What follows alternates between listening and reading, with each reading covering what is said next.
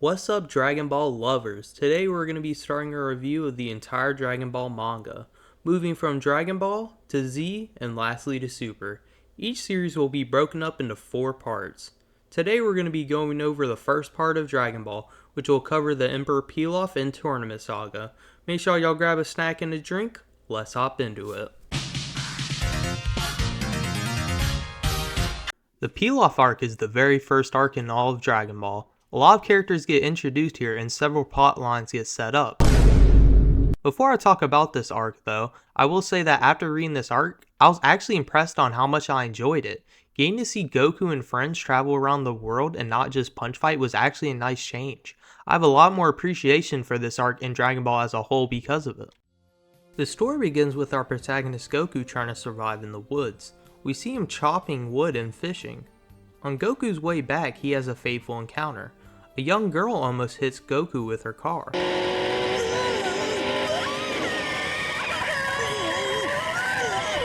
Goku thinks he's under attack, so he throws the car at the young girl. The young girl, Bulma, then shoots Goku, but the bullets do nothing. This leads to Bulma and Goku talking things out. Goku then offers to feed Bulma, and when they arrive at Goku's house, Bulma realizes he has the 4-star ball, which she's been looking for. Bulma explains to Goku how the Dragon Balls work, and after a little convincing, she gets Goku to go along with her and act like a bodyguard. While traveling, Bulma starts to teach Goku how to live like a normal person. Along their way, they encounter a turtle named Unagami. Unagami explains that he needs to get back to shore to connect with an old friend. Goku decides to help him, and after reaching shore, Unagami promises to give Goku a gift. However, he needs his friend first. Unagami later comes back with Master Roshi, also known as the Great Turtle Hermit. Roshi at first only gives Goku a gift since he was the only one to help out Unagami. Goku receives the Nimbus, a flying cloud which can only be ridden by those who are pure-hearted. Bulma complains because she gave Unagami some water and feels like she deserves a reward too. Roshi makes a deal and decides to give Bulma a reward if she shows her her panties. So she agrees and does it. However, earlier that day, Goku was curious. He removed Bulma's panties because he was trying to figure out where her junk was, so Bulma ended up flashing Roshi. Bulma notices that Roshi has the 3-star on his neck, so she requests that as her reward. Roshi agrees, and so Bulma and Goku now have 4 Dragon Balls in their possession. Goku and Bulma's search takes them to an eerily silent village. Goku knocks on one of the doors and receives an axe to the head. After talking things over with the villagers, Goku and Bulma learn that the village is haunted by a big scary demon who can change forms. They also learn that he likes collecting girls, and the villager who attacked them, his daughter was being targeted next. Bulma explains that they're looking for the Dragon Ball, and one of the villagers reveals that she has it. Bulma offers them a deal that they'll take care of the demon in exchange for the Dragon Ball. The villagers agree and they start to come up with a plan. They decide to dress up Goku like a girl and have him discover where the demon's lair is. After the demon arrives, he picks up Goku, however Goku isn't talking, so the demon tries switching into a handsome man, but Goku still isn't interested. However, this does catch the eyes of Bulma. While Bulma is chatting it up, Goku is off to the side taking a piss. The demon notices that Goku is standing and checks to see if she is a girl. He discovers that Goku is a guy, so the demon transforms into a scary hog to intimidate Goku. While talking smack, the demon looks at the time and runs away. While Goku is chasing him, he encounters a pig named Oolong. We learn that Oolong is the so-called demon that can transform. We also learn that Oolong can only stay transformed for 5 minutes and then he needs to recharge for a minute. Oolong suddenly transforms into a big robot. He then continues to talk big but refuses to swing. After he tests Goku's strength with a karate chop test, he realizes he is outmatched and transforms into a bat to run away. Goku calls Nimbus to catch back up to him. Oolong transforms into a rocket to escape, however he runs out of time and transforms back into Oolong. Goku catches up to him and brings him back to the village. Oolong apologizes to the villagers and takes them to his lair. They discover that he captured girls are living lavishly and they don't want to leave. Goku and Bulma are thanked and they receive the 6-star and now are up to 5 Dragon Balls collected. Bulma decided to bring Oolong with them on their quest since his transforming abilities might come in handy. While making their way to the next Dragon Ball, Oolong tries to escape off the boat, but he is caught by Bulma's panties. Bulma then tricks Oolong into eating a special pill that causes him to crap whenever someone whistles. The boat crashes, and while making their way through the forest, we learn that Oolong's power remains the same no matter what form he takes. The crew then make it into the desert, and while traveling, they meet two bandits named Yamcha and Puar. Yamcha challenges Goku and starts losing. Yamcha realizes that Goku is using the legendary power pole. Yamcha asks Goku who his grandfather is, and we learn that Grandpa Gohan was an unrivaled martial artist. Goku gets hit by Yamcha's Wolfang fist. Goku gets sent back for a minute. Goku then gets back up, but he is very hungry and his strength goes way down. Goku, however, is still putting up a fight, and in the middle of this, Yamcha sees Goku. We learn that Yamcha is scared of women, so he runs away with Puar, promising to come back. Bulma falls in love and wants to meet him again though. Later that night, Yamcha and Puar start plotting and head to the car where Goku and the gang are staying. Yamcha picks around and sees Goku naked, and this puts him out of commission for a minute. Goku explains to Oolong what the Dragon Balls are, and so Oolong plans to take them for himself. He drugs Bulma and Goku and they both fall asleep. Yamcha also heard Goku's explanation, and we learn that Yamcha wants to get married someday. We also learn that Bulma wants a hot boyfriend for her wish. Yamcha and Puar invade the vehicle. In a panic, Oolong runs up the stairs, covers Bulma, and transforms into her. Yamcha and Puar have a similar idea and have Puar change into Goku. Puar goes upstairs and finds Oolong, so he tells Oolong that he has to tell her something, so they walk outside. Yamcha sneaks up the stairs to look for the Dragon Ball. Puar reveals his true identity and Oolong reveals his too. However, Yamcha didn't find the Dragon Balls and found Bulma's breast instead. He was so shocked that him and Puar just retreated. The next morning, Yamcha pulls up to get his get back and pulls out the RPG on the car. This wrecks the gang's only form of transportation besides the Nimbus. Yamcha demands Goku hands over the Dragon Balls, but Goku refuses and their two have their rematch. Goku is now running on full stomach, so he's able to handle Yamcha a lot easier this go around. Goku even lands a kick that knocks out one of Yamcha's tooth. While traveling on foot, Yamcha catches back up with the gang and he gives them a car as a sorry for everything. However, this is another trick from Yamcha because the car is being tracked by him and Puar. Bulma, Goku, and Oolong arrive at Pan-Fry Mountain, a mountain which has been engulfed in flames for the past few years. As a result, all the surrounding land is very hot too. Goku is tasked to take the Nimbus and collect the Dragon Ball from Pan-Fry Mountain. However, Goku realizes the mountain is too hot when he tries to land. While waiting, Bulma and Oolong run into the deadly Ox King. Ox King assumes that they're there for his treasure, which isn't technically wrong. Luckily, Goku makes it back in time and Ox King recognizes the Nimbus. He realizes that it should belong to Master Roshi and questions Goku on why he has it. Goku explains Roshi gifted it to him. Ox King asks Goku where he got the staff from, and then he learns Gohan is his grandpa. We also learn that Roshi used to teach Ox King and Gohan. Ox King asks Goku to do two things: bring Roshi here with the Basho fan and find his daughter who he sent out to look for Roshi. We learn that Yamcha ran into Chi-Chi, the Ox King's daughter, first, and he knocked her out. Yamcha in a panic goes to wake her back up. Goku finds her and picks her up. While Chi-Chi is getting ready onto the Nimbus, she grabs Goku's tail and we learn that is his weakness. Yamcha, with the newfound knowledge, plans to steal the Dragon Balls once all 7 are collected. Goku and Chi-Chi make their way to Kame House where Roshi stays. Roshi agrees to help out, however we learn that he's using the Basho fan as a paw holder and he spilled soup on it and threw it away. Roshi tells us not to fear though, that he will put it out himself. Roshi arrives and we learn that him and Goku made an agreement, which is Bulma lets him touch her boobs for putting out the flames. Bulma reluctantly agrees. Everyone is wondering how the frail Roshi will put it out when suddenly he buffs up and utters the most famous words of the series.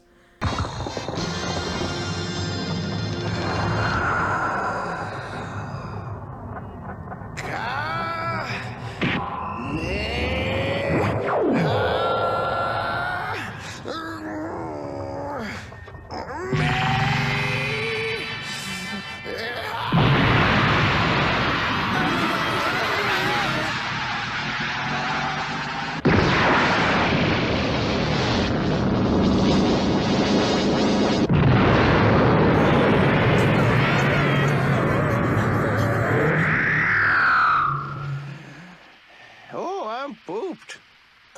Wowie. Master, look, the fire. It's out, but you kinda... Spit it out. Well, the mountain and my castle. Hey, not bad for an old man. I'm not as rusty as I thought. This attack not only puts out the flames but destroyed the whole mountain. Everyone is shocked and Roshi promises to help rebuild a house. To everyone's surprise, the Goku on his first try actually recreates a small Kamehameha wave, destroying the car. Roshi then wants his reward, so Bulma has Oolong transform into her, and Oolong lets Roshi go crazy. Bulma and Goku find the Dragon Balls that was on the mountain. As a thanks, King gives the gang his car to use. What's up, y'all? I'm sorry to interrupt the video, but I just want to let y'all know something really quick. So, the style of the video is going to be changing up from this point on, and this is the style that the rest of the manga review videos are going to be in. Basically, I'm on a time crunch. I'm a full-time college student, and I work a job, so time's kind of limited. And like, while I'd love to continue the manga review videos in the style that's been up to this point, I just kind of don't have time for that. So I'm gonna throw some Xenoverse gameplay over it, throw the pictures up there that I need, and like, yeah, hope y'all enjoy. Let's get back into it. Goku, Bulma, and Oolong arrive in a strange town while looking for the next Dragon Ball.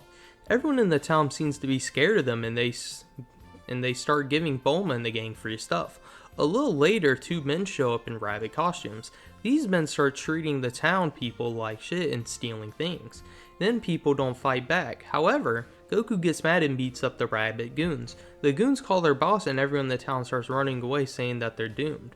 The big boss, the Carrot Master, shows up and Yamcha realizes how much trouble they're in, because the Carrot Master has an ability to turn people into carrots with just a touch. Yamcha wasn't able to warn Bulma in time and she gets turned into a carrot. Goku starts attacking the Carrot Master, however he puts Goku in a tough position by threatening to eat Bulma if he moves. Yamcha makes his move by having Puar steal Bulma and taking out the grunts. Goku is then able to force the Carrot Master to turn her back. While traveling, Pilaf's minions spot them with the Dragon Balls and they attack. First they blow up the car and then a robot appears and takes the Dragon Balls away. Yamcha sees this and decides to team up with them to take the Dragon Balls away. Yamcha and the crew makes their way to Pilaf's castle. Once inside, the entire crew gets trapped within a block room. We learn Pilaf's wish is to rule the world, so this puts even more pressure on the gang. Pilaf realizes that they only have 6 Dragon Balls, so they use sleeping gas to put the crew to sleep and search them.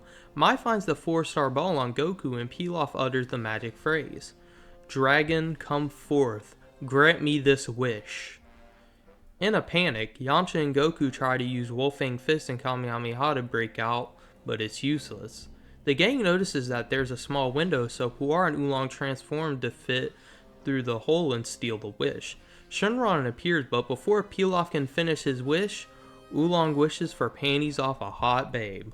Shenron grants the wish and disappears. Bulma explains to Goku that the Dragon Balls scatter across the world when a wish is granted.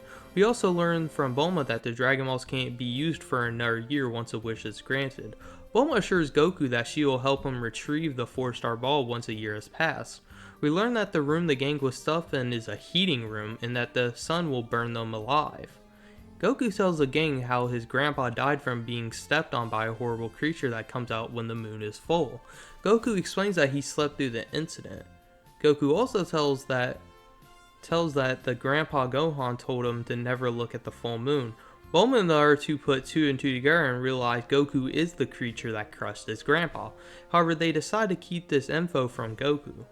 They decide that this might be their only chance to escape, so they let Goku look at the full moon and sure enough, he transforms into a giant H, which breaks the room and the castle. The gang realizes Goku can't control himself in this state, so they escape the room. The crew is helpless against Goku. Puar suddenly reminds Yamcha of his weakness, which is his tail. Yamcha grabs it, which stuns Goku, and then Puar changes into a pair of scissors and cuts off his tail, which causes Goku to transform back. In the morning, the crew wakes up and Goku has no recollection of transforming. Goku has trouble keeping balance without his tail and searches for his power pole, which is in the rubble. After Goku retrieves his pole, we learn that Bulma and Yamcha decided to get together since they fit each other's wishes perfectly. Oolong also decided to tag along with them and go to the city. They offer to take Goku, but Goku refuses and wants to go train with Master Roshi. The crew promises to meet up within a year, and with that, the Peel-Off arc comes to an end. After the events of the Peel-Off saga, Goku ends up going to Master Roshi to train. Before Master Roshi lets him train with them, however, he has to find a pretty girl. This is how we meet Launch. Launch is a girl who changes her form whenever she sneezes, with her blonde form being a rowdy girl who likes to shoot, and the blue hair form being a sweet, kind girl. We also meet Krillin, Goku's best friend and rival. Krillin is a monk who wanted to train with Master Roshi as well, and he got to Master Roshi's heart a different way. Their training begins by moving to a close-by island, and Master Roshi has them doing a lot of exercise and normal activities. Roshi has them deliver milk and newspapers. He also has them plowing fields and wearing turtle shells that weigh, I don't know exactly how much they weigh. I think it's like 20 pounds or 20 kilos or something, but they got a nice weight. They keep begging Roshi to teach him how to do the Kamehameha or other various techniques, but Roshi tells them that he won't do it until they destroy a giant boulder. After enough training, they eventually are able to accomplish this feat. Roshi then allows them to enter the Tenkaichi tournament. This is the tournament called the World's Strongest, where all the people who think they're the world's strongest meet up and have a martial arts tournament. Once they get there, Goku meets back up with Yamcha and Bulma, who have been doing well. Yamcha also decided that he wanted to enter the tournament. In the opening preliminary rounds, everyone underestimated Goku and Krillin, however they dominated their foes. They then made it to the main tournament, which was a bracket style. Goku's first match is up against a monk who's fighting for his village. He wants to win the prize money to feed them water. However, Goku still wins, and Roshi afterwards gives the man money to buy some water for his village because he felt bad. Krillin's first match is up against a man whose whole shtick is that he smells really bad and he's like a caveman. However, Krillin is able to beat him with various methods, and they both move on. Krillin unfortunately has the luck of going up against Jackie Chun first, who is secretly Master Roshi in disguise. Krillin loses, however he did put up a good fight. Goku then makes it up against Jackie Chun in the finals round. He puts up a good fight and even almost beats Master Roshi. However, during this fight, Goku transformed, and Master Roshi had to do some quick thinking in order to make him de-transform. He did this by blowing up the moon. Goku eventually lost after being too tired, and Jackie Chun won. After the tournament, Goku, Krillin, Master Roshi, and the rest of the gang all meet up to eat. Goku eats them out of the entire prize winnings, and after a long thanks, Goku wants to continue training with Master Roshi. However, he says to Goku that unfortunately he's taught him everything that he can. Goku then decides that since it's been a year now since they last used the Dragon Balls, that he's going to go search for the Dragon Balls in order to recover the 4-star ball, which was his last memento from his grandpa Gohan. Now it's time to talk about what I think about these two arcs. I'll say this, so I've tried watching the anime for Dragon Ball before. I've watched a little bit of it, but I've never fully consumed any of the arcs besides the Peel-Off arc. And reading the manga, I'm gonna be honest, the arc was a lot better than I thought it would be. I enjoyed Dragon Ball a lot more than I thought I would. The Peel-Off arc, what I think it does really good is that it established characters, sets them up, and then I like the kind of I don't want to say slice of life, but that's kind of like what it feels like, because you had a bunch of little parts, because first you had the turtle and Master Roshi, then after that you had Yamcha and Puar and stuff, Oolong, all that. It felt kind of slice of lifey, and I like slice of life, so I enjoy that. But what I think Dragon Ball does good compared to other shows, now this isn't a good or a bad thing, right? This is just something that Dragon Ball does. Dragon Ball has simple characters. Like, none of the characters are really complex, but that's not a bad thing, you know? Dragon Ball is a simple story that's trying to give a simple message, and it works. You know what I'm saying? We don't need a bunch of, like, time to set up these characters.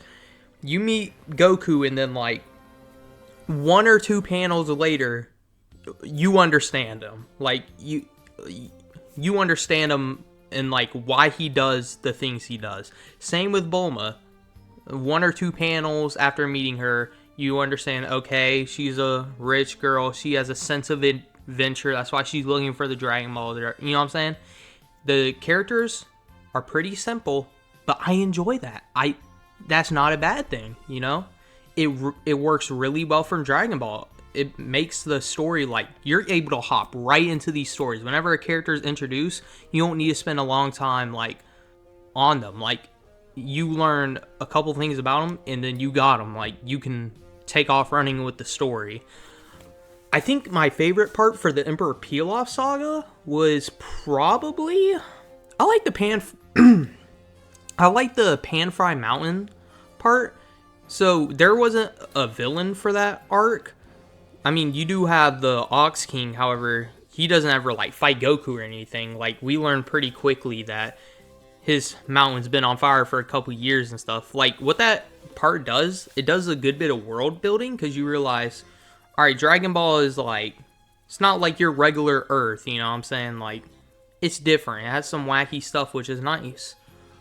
And then, obviously, we get to bring back a character that we've already met, Master Roshi. He gets to come back, and then we learn more about Goku's past and stuff, and we also learn how Ox King was tied to Master Roshi and Grandpa Gohan. I think it's just, like, it's my favorite part for the Emperor Pilaf saga. I'm gonna give this saga, like, I think it's a solid 7 out of 10. I really enjoyed it. It's not the, like, nothing it did, like, really offends me. If you don't really like one of the parts they do, like, let's say the Carrot Master, for an example, you're only on it for, like, 1 or 2 chapters. So, like, you, like, zoom past it anyways. But yeah, that's what I think of. And let's go and talk about the Tournament Saga. I enjoy how the Pilaf Saga just flows right into the Tournament Saga. Like, we did establish earlier when we first met Roshi that he's a martial arts, like, he's a martial arts teacher, and that Goku does want to learn from him. So it makes sense why he wanted to go talk to Roshi, or learn from Roshi after this arc. I don't know if there's much to really say about the beginning, about the first half of the Tournament Saga, where him, Master Roshi, and Krillin are training. I like training episodes and, like, getting to watch the characters train and stuff. That's me. Some people enjoy that. Some people don't. I do. I don't think there's much to, like, talk about.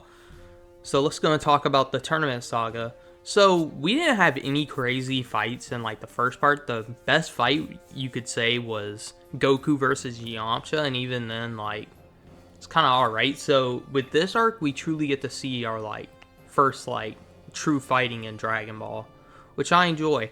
I like how the characters just aren't forced to, like, overpower their opponents during this arc. Like, we actually get to see them, like, think of creative ways to take down the opponents they're up against. Like, Goku has to deal with the opponent who has who can shoot out a sticky substance, and Krillin has to deal with an opponent he can't get close to, that sort of thing. I enjoy how Krillin has his little mini arc, where at first he's scared of the monks because he used to get bullied by them and stuff, but after training with Master Roshi and being friends with Goku, he stands up to them and defeats his bullies. I really enjoyed that. And also, Krillin, I'm not gonna lie, I'm not gonna say anything about him because this is just the Tournament Saga, but, like, they do my boy dirty throughout this series, but Krillin holds his own, you know what I'm saying? Like, he truly holds his own throughout this whole series, even though they keep doing him dirty. But yeah, of course, Krillin fighting against Jackie Chun, I think we could have seen a little bit more from Krillin, but like he did put up a good fight. And then obviously we have Goku versus Master Roshi. And then of course we got Goku versus Jackie Chun, which is a good fight. I'll just call Jackie Chun Master Roshi because that's obviously who he is. Goku versus Master Roshi is a great fight. I really enjoyed it.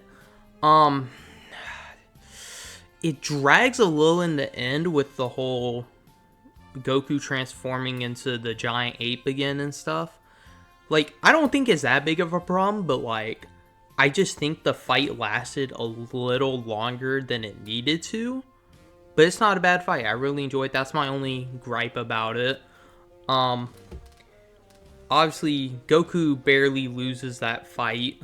But, yeah. And of course, after the fight, like, the arc, like, it flows into the next arc, the Red Ribbon Army Saga, because we established before this arc that the Dragon Balls are on cooldown for a year, and now that it's been a year, Goku can go searching again, so I do enjoy that.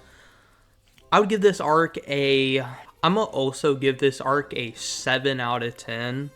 It's really good. I enjoy it. There wasn't really much about it that I did not like, but yeah. If y'all enjoyed the video, make sure y'all like and subscribe and hit that notification button so you know when the next Dragon Ball Thon video drops. I'll catch y'all in the next one. Take care.